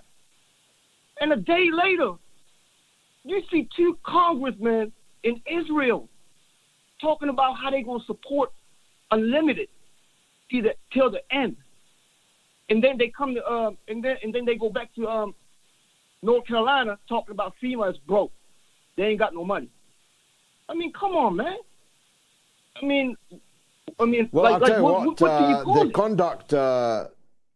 The conduct of the federal government in North Carolina has definitely cost them that state in November in the presidential election, and the Democrats have privately conceded that they're going to lose both Michigan and North Carolina, which means an electoral college victory for Kamala Harris is now effectively impossible. There are a lot of puppets, but they're not all by any means, I know you didn't say so, but they're not all by any means supporters of Israel for reasons of religion. Blinken is Jewish, and he does have a particular love affair with Netanyahu. But Lloyd Austin is definitely not Jewish. He's an African American, but he's also a puppet. He's the defense secretary who is doing everything he can to support both Zelensky and Netanyahu. And he's doing it because he's a creature of the swamp. He's an African American puppet and a creature of the swamp, which spews out of the military-industrial complex. And within a few weeks, he'll be back at his desk in the military-industrial complex. Nicholas Byrne says the development of a fairer and ethical world, hopefully, is presaged by the BRICS. Mohammed Shafiq, though, says, Dear George, the powers that be in BRICS must be very, very careful of trusting the Saudi Wahhabi MBS. Well, he didn't come, as I said. Lummy Looks International says, to me, membership of the UAE in BRICS has only one result and purpose, to sabotage BRICS from within. Well, I think up next, though she's not in the same room as me tonight, is my good wife, Gayatri, who's done so much work this week, putting this show together, as well as conducting me around, making sure I get to all the important meetings, private and public, that I've been attending. She must be out on her feet, but she'll be joining us in just a few minutes. But I've got no indication of who the next caller is, so forgive me. I'll take Michael in London. Go ahead, Mike. Hello there, George. Thank you so much for allowing me to enter on your beautiful talk show. I wanted to just add on a couple of points that you were making regarding BRICS and the meetings that has happened in Kazan. Firstly, kudos to you for always standing up for the truth, and you're battling the New World and Zionist world order in every front, globalist world order, whatever they want to call it. It has a lot of synonyms. But what has really surprised me is how the East is becoming, especially the Russian, the Turkestan, Kazakhstan, and those areas, as you are there. But I did want to also say that there are a lot of people on your comments that are honestly pointing to the close truth that they do seem to be a couple of state actors inside BRICS that are pretty questionable. UAE might be one of them. I suspect that they really are. There is also Ethiopia, who is really aligned with the Zionist regime, who even want to annex parts of East Africa as we speak. The Ethiopian government sends their own soldiers and citizens to join the ranks of the IDF and fight alongside the IDF. And because, as you know, that's the only country outside of, well, quote-unquote, Israel, that the only Jewish population outside of Israel that they really welcome in Africa is Ethiopia, as they have the oldest Jewish population in the world, you know. So then comes India, Modi, who sabotages a lot of movements within BRICS. It's just recently allowed Pakistan to enter thanks to Russia's bargaining. But yeah, I did want to say, although there are some questionable actors within BRICS, what we do see is beauty. And thank you for showing the wider world with your huge audience in the Western world. Well, I really appreciate that you, at the end, put that all in perspective, and very beautifully indeed, Michael. Thank you. I don't necessarily concur with all of the points that you made about the various actors within BRICS, but the last line of your contribution is surely the important one. If the BRICS was not a very, very positive development, then the people who hate it would not be hating it with the vehemence that they are.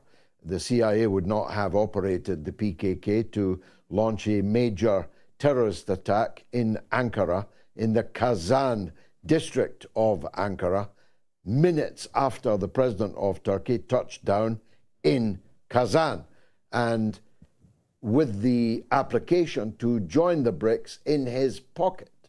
It is driving them crazy that a NATO member, a candidate member of the EU, might join the BRICS, this new phenomenon which is reshaping the world, a new currency. I've just looked at the banknote, the BRICS banknote, the BRICS financial settlement system, which deals a death blow to the SWIFT system and its total dictatorship that entailed. SWIFT, controlled by the US, meant that you couldn't move money even between two friends or two friendly countries who wanted to send money to each other for whatever reason. You couldn't do it because SWIFT would stop it. Now the SWIFT is so yesterday.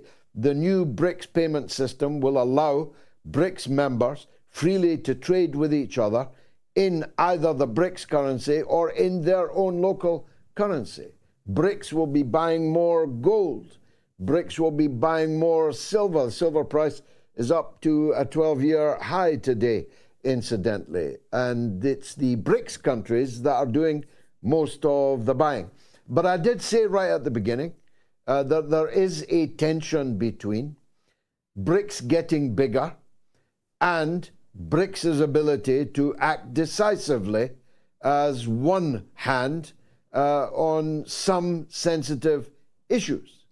But I think, you know, that the 2-3 central figures that are right at the heart of the BRICS development, particularly Xi Jinping and President Putin, these are pretty good bargainers, and they have a lot of chips to bargain with.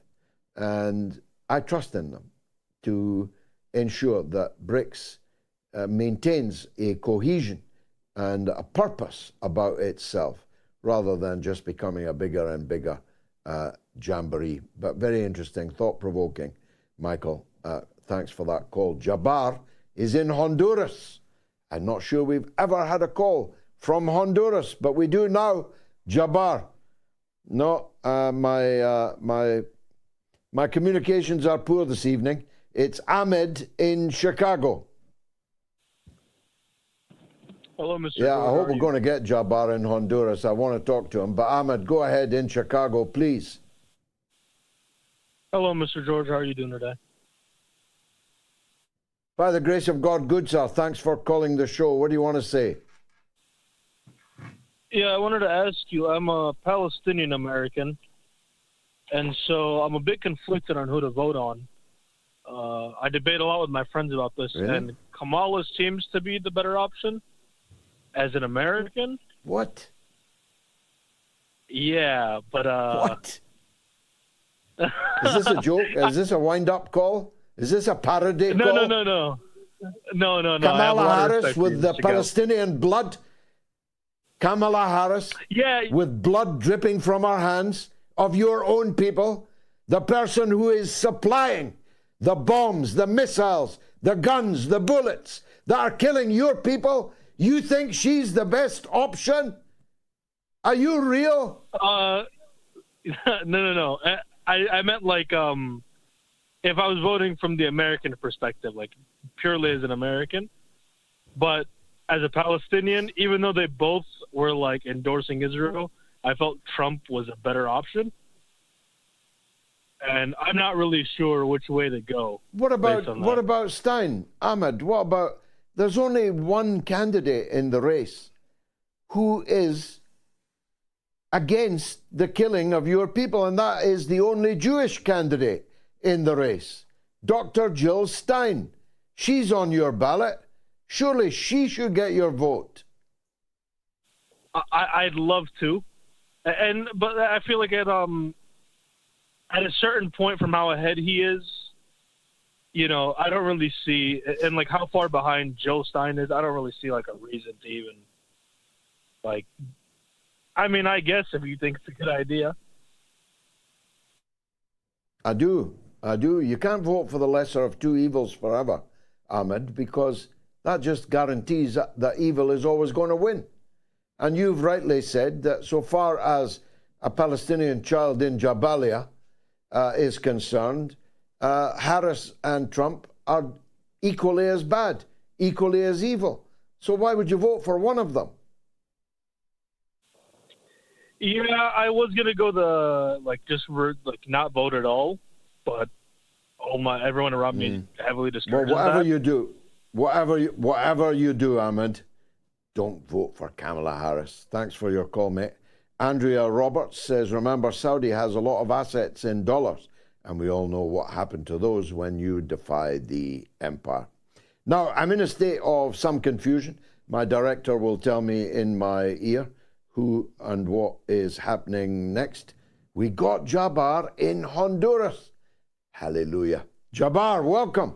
Our very first call from I'll Honduras. get right to it. The reason I'm calling you today is because there's a program called, a name called Immaculate Constellation. I'll say it again, Immaculate Constellation. It's been making the rounds in the news cycle for the past week. And it's a program destined to study and retrieve alien extraterrestrial crash vehicles. The United States Congress has been kept out of this, and what has been said in the news cycle is that a whistleblower has been informing them about it. And on November 13th, Representative Burchett of Tennessee and Representative Luna of Miami are holding a hearing to expose this, and many witnesses that are coming forward because of the fear that this has reached a fever pitch. Now, why should this be relevant coming from a 40-year-old man in a remote place of the world called Honduras? Well, I started seeing really odd, unknown flying objects around my window, followed by visitations by even stranger non-human beings and non-human intelligences. And yes, before you ask, I have been to a psychologist and I have been to a medical doctor. As you can tell by my tone of voice, it's rather unnerving, as it is for many people that have experienced this, to talk about it. But since I know that you have a very open mind I would like to bring this up. And also, the reason I'm also calling is that I'm a son of Palestinian descendants, really far away, but that explains my name in a Latin country. And I'm afraid that a lot of the hubris, some of my Jewish brothers would say, well, those who still consider Palestinians or descendants of them their brothers, would be attributed to the fact that the U.S. has a secret hand in all of these technologies that would completely obliterate any opposition by any conventional weapon.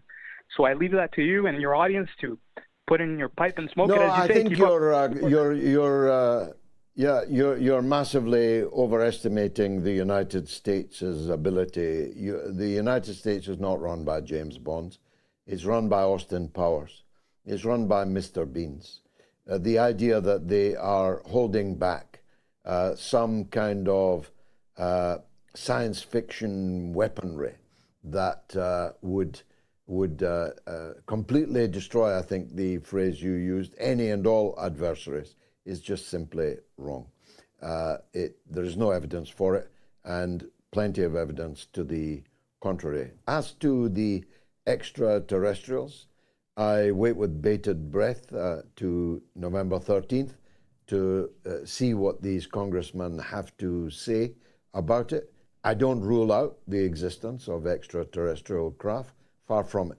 I have no doubt at all in my mind that in the trillions of worlds of which God is the master, that there must have been, and most likely still is, life.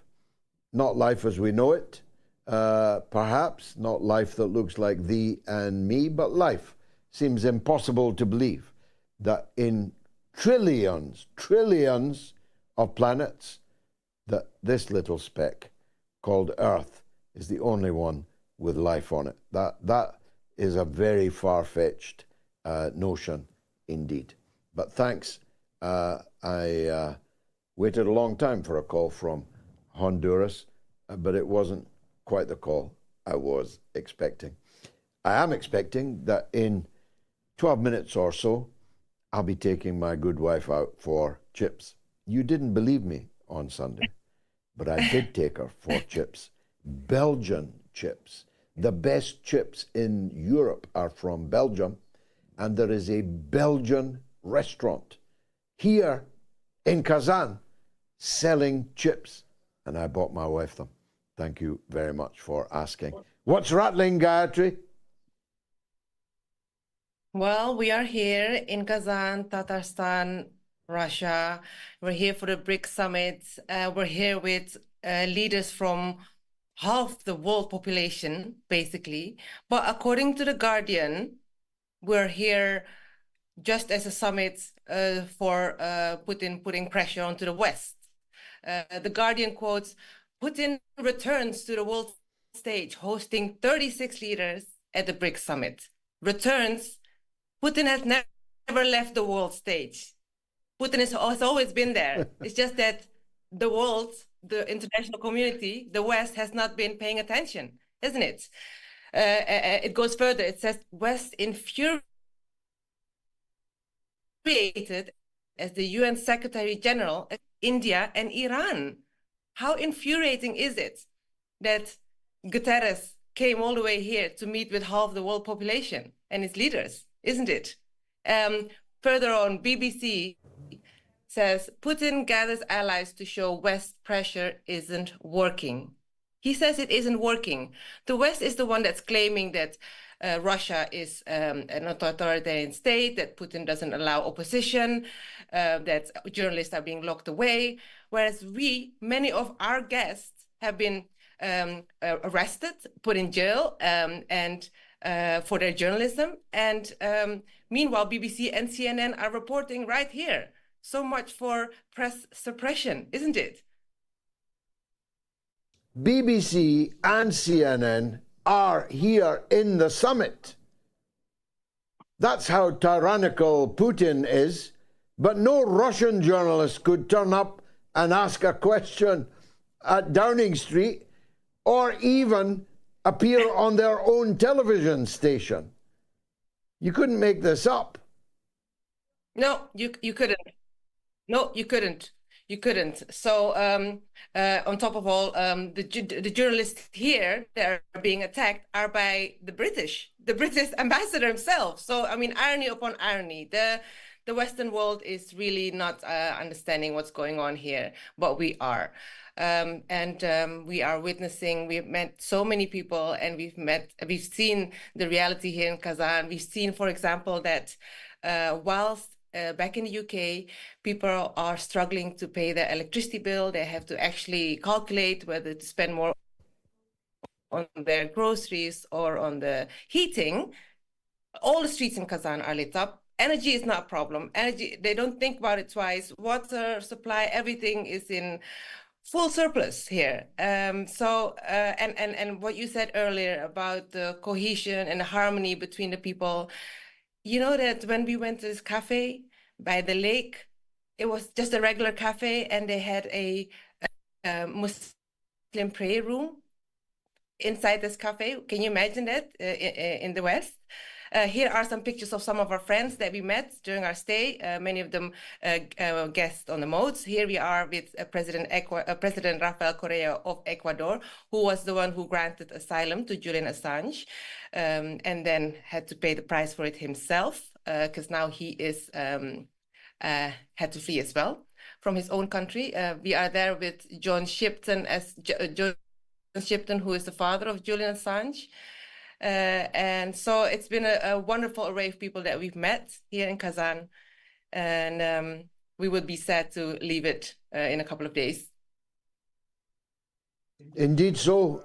The highlight for me was being interviewed by President Correa for his Spanish television program, Spanish language television program. It's not allowed to be seen in Spain. Figure that out. But for a president, an historic figure, a president to interview me and to have done quite extensive homework on my life and work was really a tremendous and humbling experience. He's a real hero, Correa, you know. He gave asylum to Julian Assange and was then overthrown by the United States government for doing so. And his successor suborned, bribed with hundreds of millions, bribed to cause the arrest of Julian Assange and many years in prison thereafter. And Correa was not just overthrown, but driven, as you say, into exile. And where is his exile? It's not in Mexico, where I'm sure he would have liked it to be, or in a neighboring Latin American country where I'm sure he would have liked it to be. His life is only safe in Brussels, in Belgium.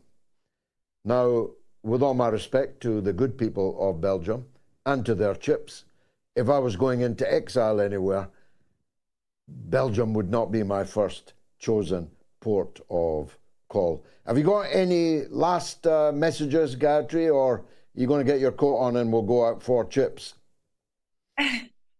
Yeah, we do have to get going after this, but let me just quickly go to the poll. Has Israel destroyed the UN? Fra Hughes says, the UN was devised by the victors of World War II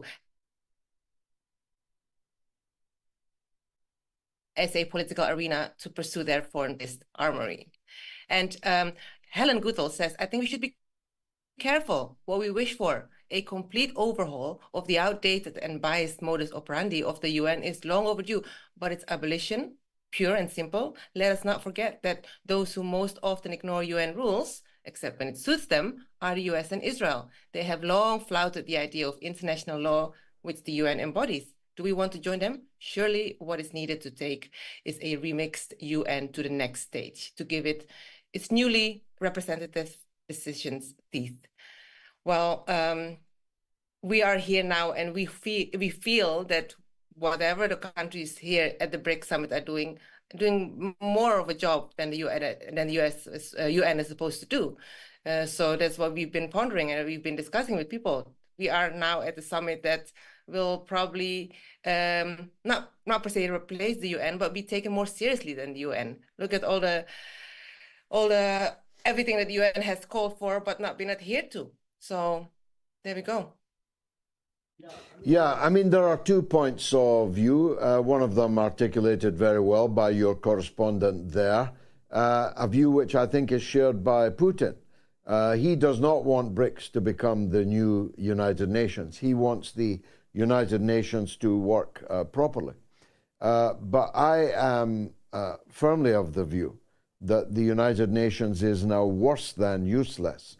We could live with it when it was useless, but it is now worse than useless because it provides the illusion that there is international law, that there is international order, that it has a prosecution service, that it has an international criminal justice court, that it can send peacekeepers to conflict areas, when in fact the peacekeepers are now being fired upon by the country which came into being as a result of a decision of the United Nations. The State of Israel has destroyed hundreds of United Nations staff lives, has killed them, dead, has destroyed millions of dollars worth of schools, hospitals, clinics, UNRWA food depots, distribution depots, lied about the UNRWA staff. Israel wants to destroy the United Nations. That's why I'm amazed that their acolytes were busily voting on Twitter on our poll that Israel has not destroyed the United Nations. They got themselves a bit confused there. But I believe, I hope rather, that BRICS will become embryonically at least the beginning of a new United Nations, one which will govern the affairs of the members of BRICS, which will be the embodiment of what the United Nations, when it was formed after the Second World War, was supposed to be. But I don't believe you can reform the UN, because the reforms would have to be voted for by the very veto-wielding powers who benefit from it not being reformed. You would never get the United States not to veto any attempt to make the UN more effective, any attempt to make the UN more fair. You would never get Britain not to veto anything which was worthwhile and properly describable as a reform in the United Nations. So I think give it up as a bad job. That would be my view. Sell the real estate if they own it in New York.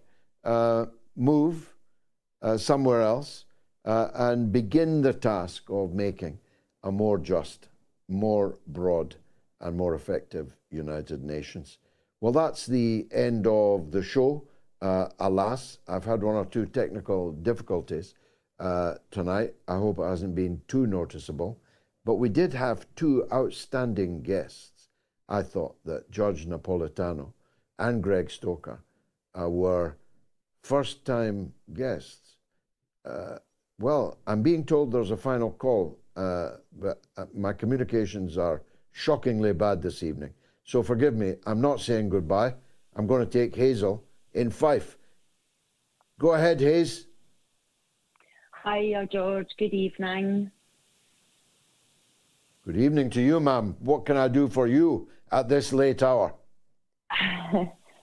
I met a girl from Brazil in Belgium, and she was there in an agricultural capacity because Belgium couldn't grow a good potato to make a good chip. And she told me that they imported their chips. But I wanted to... Really? From Brazil? Yes, from Brazil. I had dinner with her and Wow. Wow.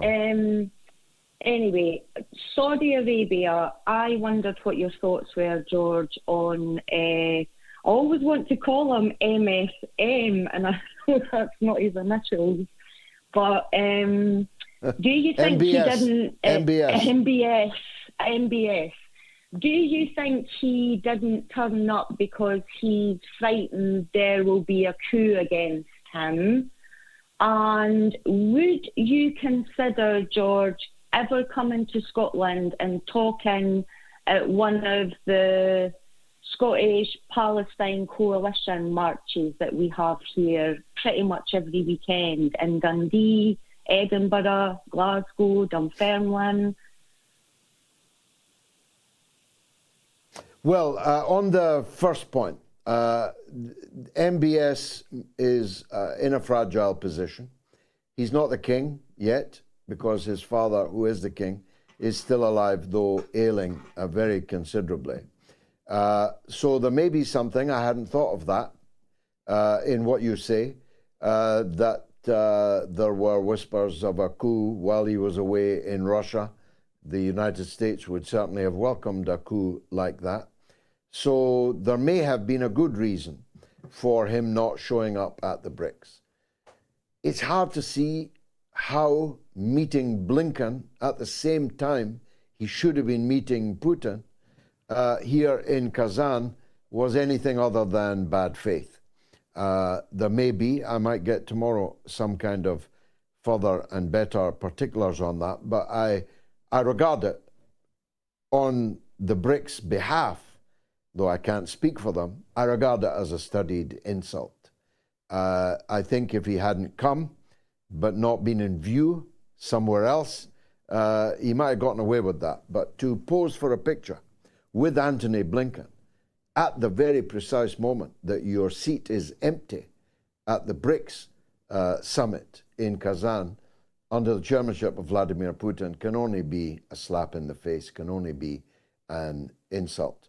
I don't get asked to speak at any of those rallies that you referred to.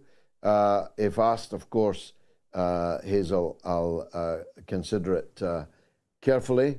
I tend not to speak at outdoor events for security reasons. I'm sure you'll understand. I have a lot of people who regard me as their enemy and who might like to take the opportunity of having a pot shot. I'm not able to take any more calls. I apologize to the large number of people who I understand are waiting in the wings to get on the show. I promise we'll prioritize you on Sunday when we will have left Russia and be another mystery location where we will broadcast Sunday's mother of all talk shows. All God willing, of course. It's been marvelous for me. I hope it was for you. I do think that in Judge Napolitano, a star is born. He was born long ago for everybody else, but he's been born tonight on the mother of all talk shows. I found him the most engaging, articulate, and wise, powerful man that we've interviewed for a long time here. I hope he ends up in the US government. It's been marvelous. Good night.